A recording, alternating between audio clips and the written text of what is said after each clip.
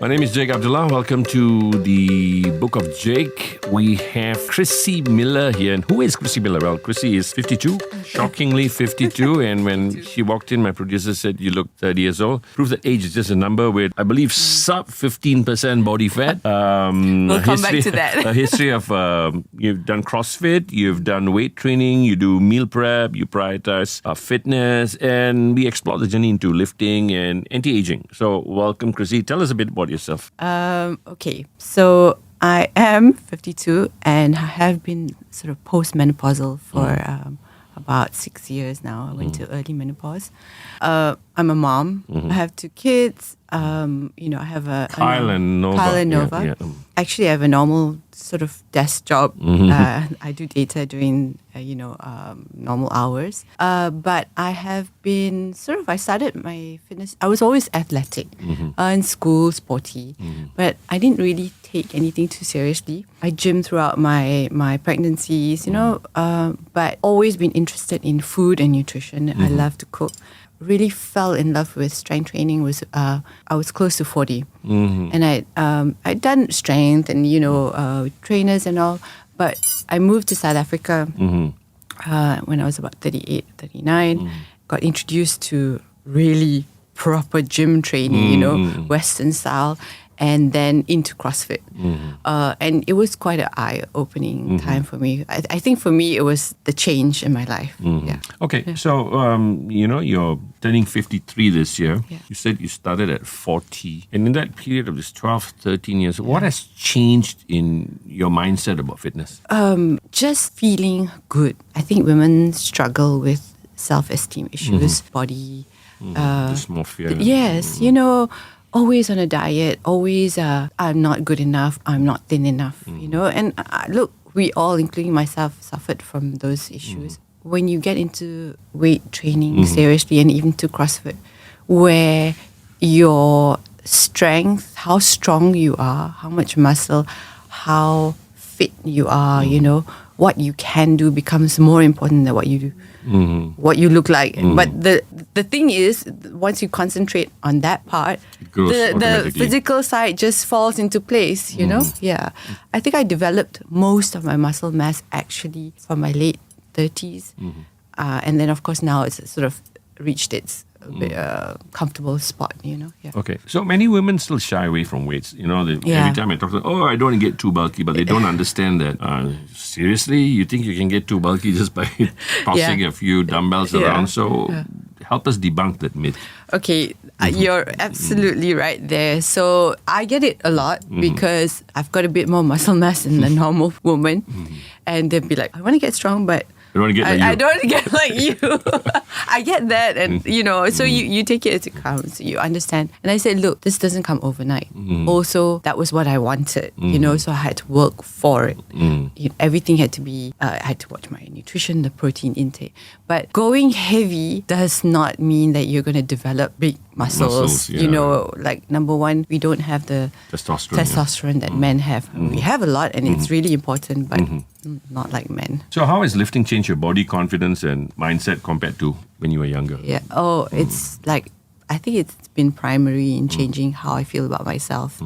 The confidence comes from, first of all, noticing that you're getting stronger, being able to lift heavier. You're like, hey, and the small fact about being in the weights section in a gym and knowing what to do is also a confidence booster. Yes, not like, I don't know what to do, but okay, I'm going to grab this dumbbell. I know what to do. And also the focus changes from I want to be smaller and slimmer to I wouldn't mind being a bit more muscular. And if I have to be heavier for it, it's fine, So a lot of people misunderstand weight loss with fat loss. Okay, so the science is out. In the last couple of years, the science has been out that muscle is anti-aging. Yeah.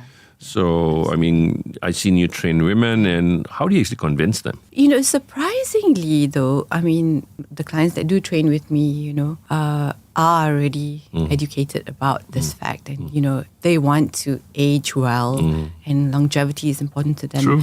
And so they've already been informed that, okay, I need to worry about my lean muscle mass. fat loss, then, that's where you really have to dial in your nutrition. You might have to do a little bit more expenditure in terms of, calorie expenditure. I would say that knowing that they have to maintain their muscle mass or increase muscle mass seems to be quite an accepted fact now. Yeah. So, do you train differently now than you were in your 30s? Well, I think the training now... And also talk to me about your injuries. The training now is quite a bit different than, I would say, 3 or 4 years ago even. I did do quite intense CrossFit. I used to compete right up to, I think it was 48. Just amateur competitions, but, it gives you a goal to work towards something. I would say since I hit my 50s, I am trying to listen to my body a bit more. I do get tired, and the hormonal fluctuations really affect, what you can do, and also try not to get injured. We're going to talk about the hormonal in a bit, but what about injuries? Any kind of repetitive movement, right? There are injuries. Most of my injuries actually haven't come per se from doing something silly at gym. It's more or less doing something silly at home. Pushing something, using your knee to push furniture, or silly things like that. I think if you have good form, for somebody you've got taught the basics well, and you don't have too much of ego lifting, injuries I think are part and parcel. Yeah, nobody's ever 100%. No, I mean, this shoulder thing that comes with menopause is a huge thing, like, frozen shoulder and stuff like that. So, you got to work around it. You speak about menopause, and how did menopause affect your training, mood, recovery, and what helped you navigate through it? Okay, so my personal journey, because there's choices that you have to make that are deeply individual. But I went to early menopause. I think it's genetic because of my mom. And at that time, I was doing CrossFit and training quite hard. And I remember going to the GP saying, I don't feel right. Something is off, You can actually feel it, right? Yeah. You feel it. Your body feels slightly different. I was suffering a little bit, but it was just, I couldn't put my finger on it. And I think at that time I was 44 and I was already in perimenopause. But I think the intense exercise and good nutrition actually stopped me from noticing some of the other symptoms. It was only until when I moved, when we got to Indonesia, and then I started getting full-blown symptoms like hot flushes. I couldn't sleep at night. I had the night sweats. Not so much, personally, not so much mood changes, but very uncomfortable. And also some physical changes. How about hormonal testing, and have you also gone through any hormone replacement therapy? Yeah. So when I saw the gynae, we spoke about hormone replacement therapy. I'd already done some research before, so I knew what I wanted for myself. He was also, the gynecologist also agreed with my choice. He said, you're young, so why do you want to age prematurely, And I decided to take hormone replacement therapy. That helped a lot. There was quite a lot of chopping and changing to find the right type. Yeah, sweet spot. The sweet spot. Yeah. I still have to chop and change. So, I mean, we speak a lot about biohacking, and what are your 3 top biohacks for staying young, lean, and strong? Younger, I would say younger. Younger. Okay. This is the one where I would say cold plunges and sauna. I think they really do help in the cycling or the one or the other. Sauna especially, because I know it helps, reduce all-cause mortality by about 45%. Yes, reading about it. Absolutely sauna. I mean, if we could go hotter, I would. The cold plunge more for the mind, for me. Not so much. I know it is overall good for quick recovery, but for me, it's for the mind. Yeah, the doing something hard, Yeah. What else for biohacking? I mean, I know you take a lot of supplements. Yeah. Adaptogens, I would say. I'm quite big on adaptogens.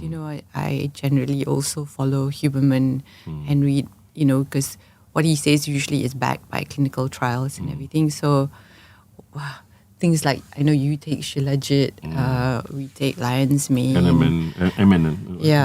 And also some of the natural adaptogens, ashwagandha, stuff like Actually, I have to talk about ashwagandha because I started taking ashwagandha, deliberately in the last week. Yeah. So my sleep scores have improved tremendously. Oh. Yeah, so I don't know if it's placebo or what, Yeah. but this is amazing. From 40-something, I'm doing about 75 of my sleep score. So I'm going to talk about it in another episode, Yeah. but this is brilliant. And sleep is so important. Yes, Yeah. yes. So how do you track your recovery, energy levels, even your hormone markers? How do you do this? So, Wearables or blood yeah, work? I do have wearables, and right now I'm not wearing it because it's giving me some issues. So I try not to be. I would say wearables are really easy because it's right there. It tracks your, your sleep, your recovery. It tells you your heart rate, body temperature and all that. So I think that would be a really great way. Right now, I know myself quite a bit, so I do listen to how I feel. I'm extra tired, energy levels, and then bloods for me are quite important. I would How say often I do you do your blood work? I do my bloods twice a year, and then I just finished, the major full panel with the stress test and everything recently. I try to do All that good? now. I hope so. I haven't gone back for the results. It's okay. due on Tuesday. I'm sure you should be okay. Yeah. So what does a typical day of eating look like for you? I know you like to cook. I see your Instagram and so on. So okay, I eat at home a lot. So that's just because I enjoy cooking. Typical day when I'm being mindful would be like eggs. Protein, high protein. Yeah, high protein eggs. Things like fruit and Greek yogurt. Red meat? I do take quite a bit of red meat, like chicken, fish, beef. Also mindful that, depending how my LDL scores come back, I might have to do a bit of tweaking there. Lunch, again, it's just a protein, lots of veggies. And then, yes, carbs. I eat rice, I eat bread. I just try to limit it, portion size. So how do you maintain your body fat level? Okay, so I wanted to talk about this because I range. So I think everyone does. It doesn't stay at its most lean the whole year. Average? Sometimes I average between 15 and 18%. Which is very good for my female, very yeah. comfortable spot where I don't have to, if I don't not tracking and I'm eating what I want, usually it will creep up to about 18%. And then when I have goals, watching nutrition or I have something, fitness goal that I'm working towards, then it goes down. Yeah. So do you practice like fasting, carb cycling? So I naturally try sometimes to do a little bit of fasting, intermittent, but more so to get the blood glucose down. So 12 hours, 14 hours, that's great. it. Yeah. Yeah. And, maybe no eating after 8 or so. So do you have a morning routine or rituals that helps you start your day? Okay, so I'll tell you the normal and then more or less get up in the morning. Same, I think similar. You take your supplements, your water, a bit of salt, all that. I spend a bit of time pottering in the kitchen and looking at what I need to do for the day. When I'm being good, I ice bath in the morning. Ice bath? Ice bath in the morning, and it's a dopamine thing, and it's hard. I find it really hard. So standing under the shower, lately I haven't been doing it, because I think I can't take like 10 degrees, but it is the best way to sort of wake up, give you a bit jolt. I have to. Yeah.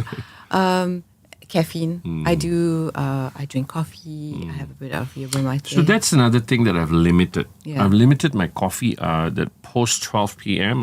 12 in the afternoon, I do not touch caffeine anymore. Mine's about 2.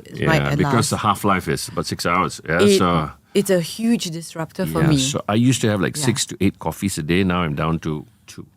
2. So that has helped my sleeping also. Yeah. So What mental blocks did you have to overcome, especially around aging, identity, and Wow. even appearance? Yeah, I think that's a big question. I don't know whether you can, whether one fully overcomes it. I think you try to deal with it. I feel ageism as well. Like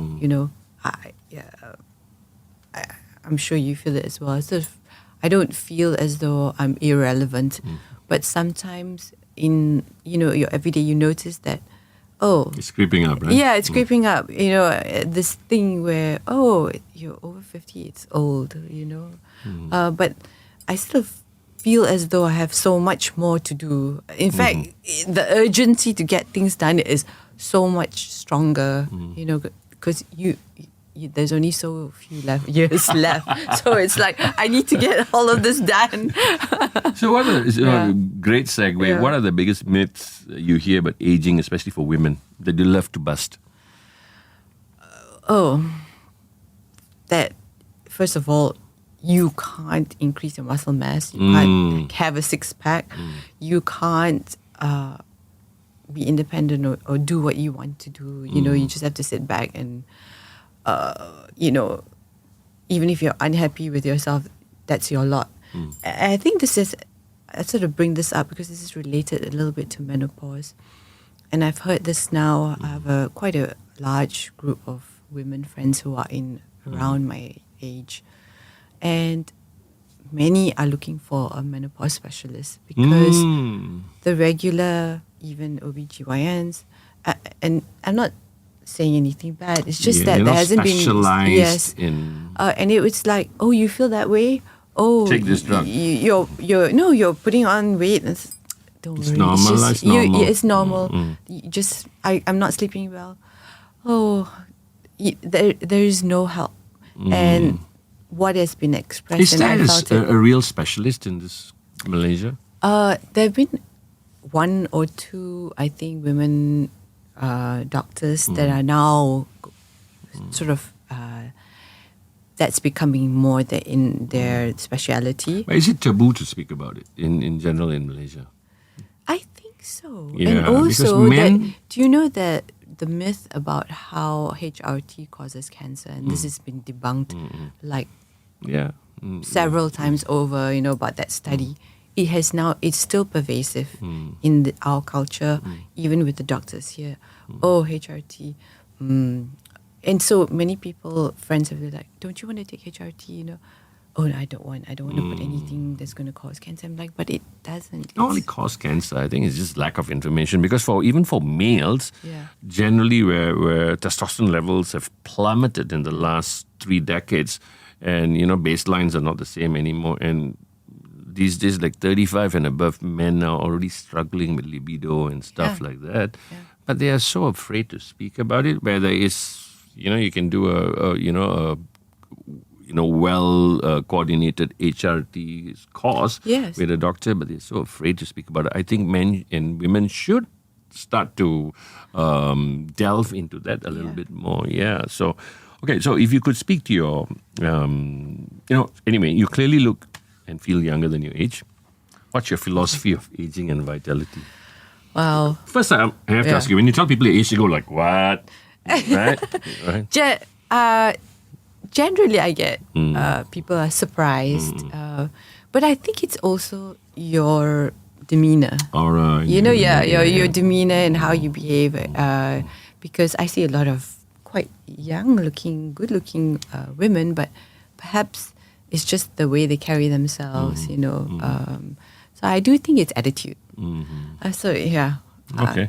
So if you could tell 2 things to your 30-year-old self about health and hormones and strength, what would you say? I'd be lift weights younger. Don't sweat the small stuff. Like just accept. We all have body shapes. I've got athletic legs. Embrace it. But we did come from the generation, Jane Fonda and the leg warmers and so it was kind of like pushed on us as well a little bit. Yeah. So what's next for you? Are there goals or challenges you're still chasing? Gosh, I have a ton that I would like to do. Some of them personal and creative, more creative inclined, I would like personally to set one more kind of big fitness goal, like a competition or a climb or something like that, something to work. I think that's been missing for me for the last 3 years. Yeah, we've been talking about it. Yeah, In fact, I've been talking to her husband also to take part into one contest. And 3 years, that's kind of been missing, like training without purpose. Yeah. Which is good when you have a goal. So finally, one actionable thing that every listener can do today to start aging better. Stop smoking and stop drinking.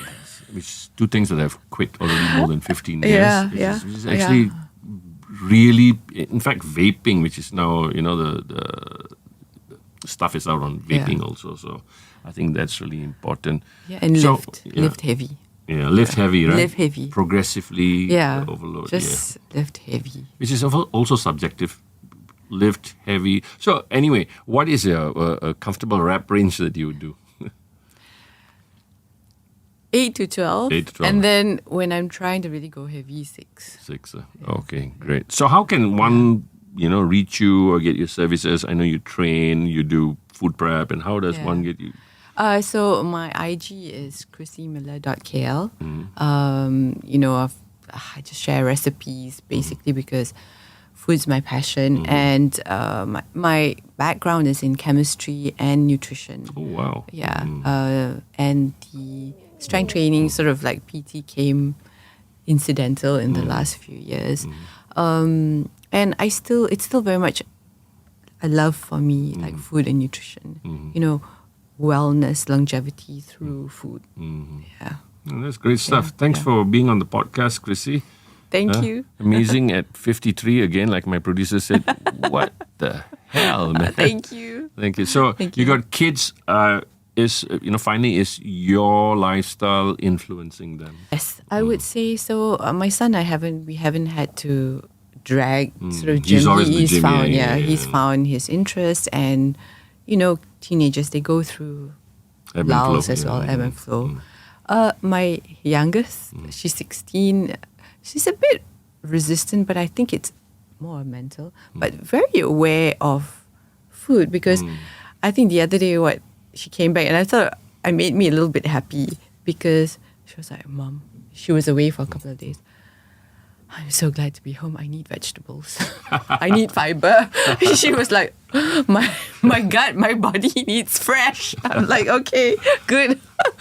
And she cooks, and I haven't had, she knows how to look after herself. Anyway, thanks for being on the podcast. It has been really good. Again, like I said, it's so important to age gracefully, to lift weights. And I always tell people, don't just be a cardio bunny. It's great for your heart, but you got to lift weights. And, as you age, you tend to die more of a hip breaking than anything else, which is really true. Okay, so thanks for being on the podcast, guys. If you like it, I will put all the links for Chrissy on below here. You can check it out and also check out on Instagram. I'll see you guys next week. Please like, share, and subscribe. Take care.